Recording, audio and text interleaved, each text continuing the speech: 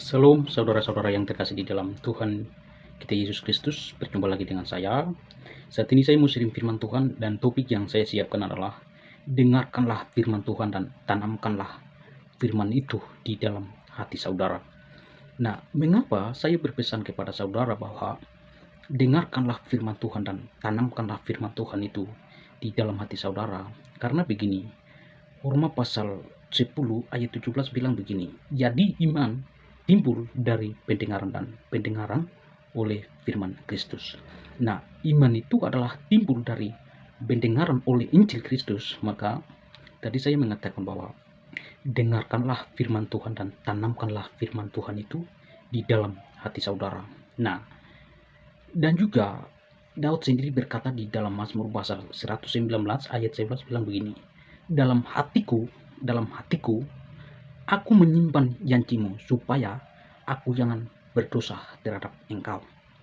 Nah, jadi kedua ayat ini mengatakan bahwa yang pertama adalah iman itu akan datang dan akan tumbuh, akan berkembang dan akan bertumbuh dalam hati saudara, yaitu adalah ketika saudara mendengarkan Injil firman Tuhan.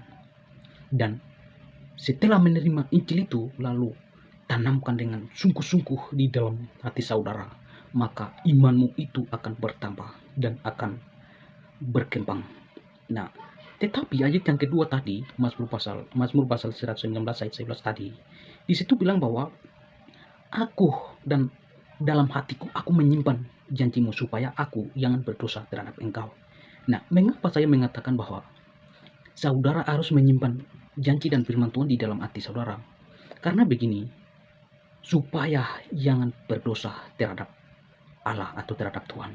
Nah, jadi orang yang tidak mau menyimpan firman Tuhan di dalam hatinya, dia mudah sekali untuk melakukan segala dosa, dan dia tidak akan pernah membedakan ini dosa, ini jahat, ini Tuhan melarang.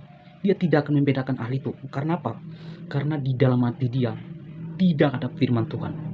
Justru itulah firman Tuhan mengajarkan bahwa mendengarkan firman Tuhan dan menyimpan di dalam hati, supaya melalui itu iman kita akan bertumbuh dan berkembang.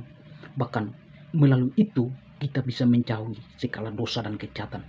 Jadi kalau saudara tidak menyimpan janji Tuhan atau firman Tuhan itu dalam hati Anda, maka saudara mau menolak dosa bagaimanapun mustahil untuk menolak kotoran dan dosa-dosa itu, karena di dalam hati saudara tidak ada firman Tuhan. Karena itulah, dengarkanlah firman dan tanamkanlah firman itu di dalam hati saudara, sehingga hidupmu bisa menjadi orang-orang yang takut akan Tuhan dan bisa menjadi orang-orang yang menjadi terang bagi dunia ini. Firman ini menjadi kekuatan buat saudara. Tuhan Yesus memberkati.